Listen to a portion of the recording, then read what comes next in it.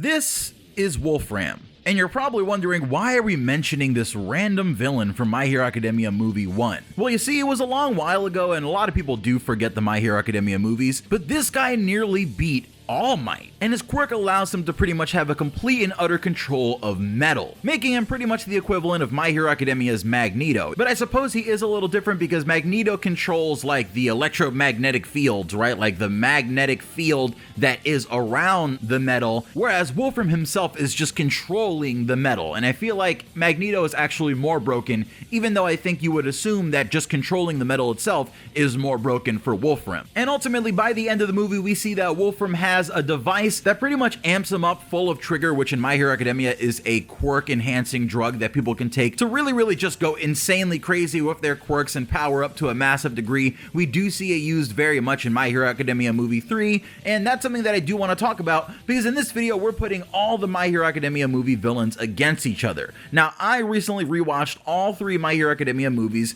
just to specifically watch out for the villains and see all the things that they did, and I wanted to take notes and kind of think in my head, who would win in a fight between these 3, right? Is it as obvious as it seems like it is when you first think about it? Or would the answer actually surprise you? And honestly, for me, I do think the answer actually did end up shocking me when I came to my conclusion. But before we get there, let's see how we reach that point. So Wolfram is the villain for My Hero Academia Movie 1, 9 is the villain for My Hero Academia Movie 2, and Flect Turn is the villain for My Hero Academia Movie 3. And now, if I just asked you the question, who would win between these 3 villains, a lot of you would probably say it's going to be this next one, which is 9. In fact, that was the winner of the Twitter poll that I put up before recording this video, with the large majority of people thinking that 9 would take the battle between these other 2. And honestly, I completely understand why, because 9 is sporting his own version of All for One that can only handle a limited number of quirks, but you gotta assume that if 9 just stole the quirk of the other 2 villains, then they would more or less just be useless. And on top of that, the other quirks that 9 has are really just like amazingly incredible. He did come to the battle with Deku and Bakugo with an amazingly powerful loadout. I've got a full video detailing everything that 9 is capable of very much in detail, and even other videos detailing the backstory between him, Bakugo, and Deku that were shared in side manga that were out around the time that the movie was out, so you can check those out in the link in the description. But just quickly going over what 9 could do more or less, he had like this weird quirk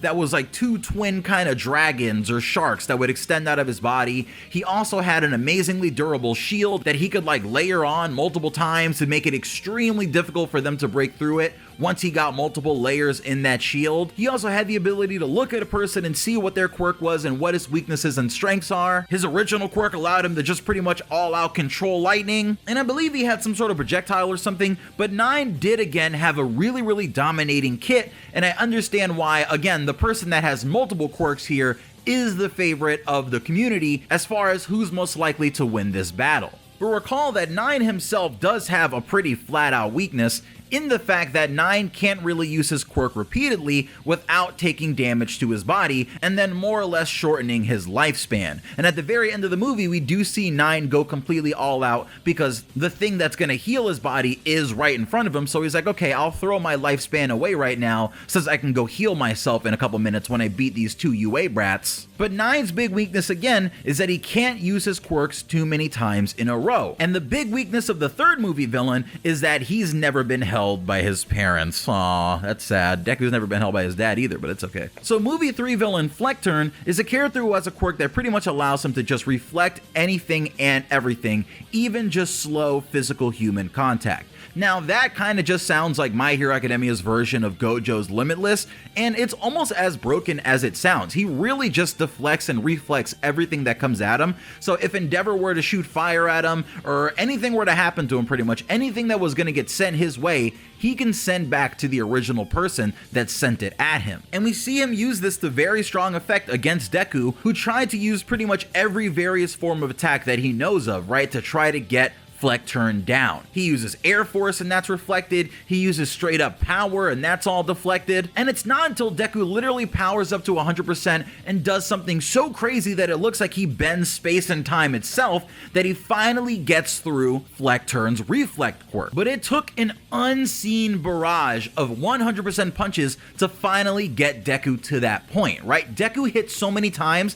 that it looked like they were just fists bouncing in the air off of Flect Turn's Reflect. So so fast that it couldn't really keep up anymore, and it was overloaded by the power that Deku used to more or less break Flect Turn's quirk and then hit him with a final endgame kick to end the battle. Now, we did see Deku push Flect Turn's quirk to its limits, and yeah, I do think if that guy had gone to UA or a better school and kind of figured out how to use his quirk a little better, he might not have had to do all the awful things that he did, unlike 9, who did have like a terrible body and was gonna die, so I understand why he ended up going to the doctor. And then Wolfram is just kind of like a bad guy. Like, he's just, I don't think he has a sad backstory, he's just a bad guy. But now, how would a fight between the 3 of these villains go? Now, I think it's easy to say that the first to get eliminated is probably going to be Wolfram, but again, remember that Wolfram did fight like a Season 2 level All Might, right? And that was before All Might's fight against All for One, and we saw all the things that he was capable of in that fight, and we just know that after seeing All Might over the course of the first 2 seasons, that he was capable, even when he had the big bracelets on and all the weights and everything, of just punching down entire city blocks, right? And even in the movie, he just jumps through a helicopter and just tears through it and does really nutty and amazing stuff. And I don't think Deku is really quite on that level yet, honestly, right? Like, I know Deku can do some pretty amazing things, especially by My Hero Academia Movie 3, which is right around the time that Deku's learning how to use Black Whip at the end of the Endeavor training arc. But to say that Deku at that point is on the same level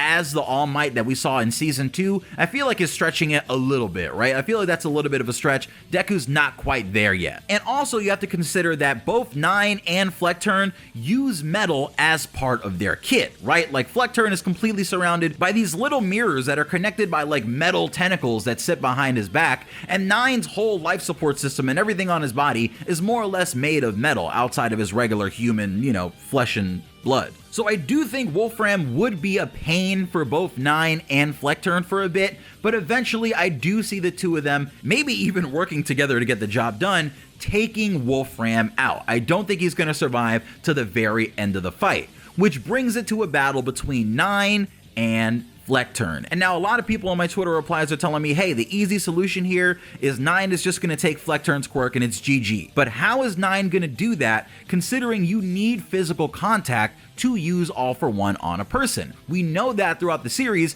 for a person to steal someone else's quirk, they have to more or less touch you, right? And I believe they have to touch you like around your head, actually. But they have to touch you, and your quirk gets sucked into the hole in their hand, and then it goes into their body, right? And now they have your quirk. And we even saw in the movie, right? When 9 stole people's quirk, and especially when he tried to steal Deku's quirk, he had physical contact the whole time during that process, right? So for 9 to try to steal Flect Turn's quirk, he has to more or less do the same amount of damage that Deku did to Flect Turn to break his reflect, to then be able to physically touch Flect Turn, right, and take his quirk away. And at that point, 9 would just be absolutely like ridiculously busted. He would still need to go get the healing quirk to save his own life, but those shields are already really amazing, so having reflect on top of that, he was already kind of sending attacks back at Deku and Bakugo, just using the shields in a really interesting way, right? So I do think this battle between 9 and Flect Turn with the shields versus the reflect and all the various interesting things that 9 can do, getting sent back at him, I do think that would be really fun to see. But again, I really envision Flect Turn being able to reverse a lot of the things that 9 is capable of, right? I don't think those dragons or sharks are going to be able to touch Flect Turn. I don't think 9 has any straight up like muscle enhancement or like strength enhancement quirks, right? I think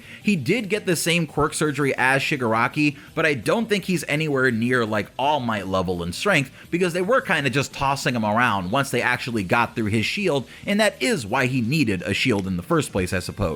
And Flect Turn doesn't have any quirk that really like amplifies his power or anything, but Flect Turn, because of his reflectability, is pretty much the same power level as the person that he's fighting against, more or less, right? Until they overcome the very limit of his reflect quirk, it doesn't matter that he's just a regular dude behind the quirk that doesn't have any enhanced ability. In fact, it seems like he uses his reflect to reflect himself off the ground and off of surfaces and off the little shields that he carries behind himself to help him move a little faster. So he does have some ways of enhancing his ability. But yeah, my big question here, I suppose, is how is 9 gonna get through Flect Turn's reflect? You could say that he's gonna hit him with a lightning bolt, but I really feel like reflect kind of reflects everything. I don't think if a lightning bolt struck Flect Turn that it would actually hit him. I just think it's always active and he can't turn it off, and it just actually reflects literally everything. Maybe if 9 had like a close quirk, I would say maybe 9 would take this because, you know, Flect Turn does wear clothes, so it seems like clothes are his one weakness, or his clothes are probably just made out of his hair, right? Like Mirio's outfit, so he doesn't phase through his clothes when he goes through the floor, through a wall. But honestly, in my opinion, I do think, despite how broken 9 is, right? Despite how broken he is, I do think because what it takes to defeat Flect Turn is repeated actions, repeated punches, or repeated uses of a quirk or something to get through that reflectability before it can activate and then overload it to then turn it off, I don't think 9 is capable of doing that, honestly. Especially again because his main weakness is that he can't use quirks multiple times back to back infinitely, because eventually he is going to see some sort of blowback and then be weakened by that, which is going to create an opportunity for Flect Turn to move in. So I think Flect Turn would win in a death match between the 3 My Hero Academia movie villains. I'm not doing any like hardcore math or anything like that. If you'd like, you can show me the hardcore math and tell me I'm wrong, and I'd love to see it, honestly. But just in my kind of like mental battle that I think they would have, I don't think that 9, despite the fact that he did fight 2 one-for-all users, would be able to kind of get over the very, very specific requirement of getting past Flect Turn's quirk, right? And I personally find movie 3 Deku a lot more impressive than anything that movie 2 Deku did, so that kind of also goes into part of my reasoning. But again, let me know if you disagree. I would love to hear it in the comment section below, please. And also get this video to 1,000 likes, and we'll do a video about the crews for the different villains, right? I know 9 had a really, really great crew. Flect Turn had a couple big baddies that he had in his team, like the bow and arrow girl, or the twins that fought Bakugo, or the big monster that fought Todoroki. And I don't exactly remember if Wolfram had a lot of allies, but we'll try to do a video kind of putting the different villain teams against each other, or we'll maybe even put them against the League of Villains at an earlier point in the story, because there's a point where they kind of just wash all those teams. Or maybe we just won't include Shigaraki, right? Because he is a leader, kind of like the movie villain. So let me know if you want to see that video by getting this video to 1,000 likes, and I'll see you guys later. It's Pineapple. Peace.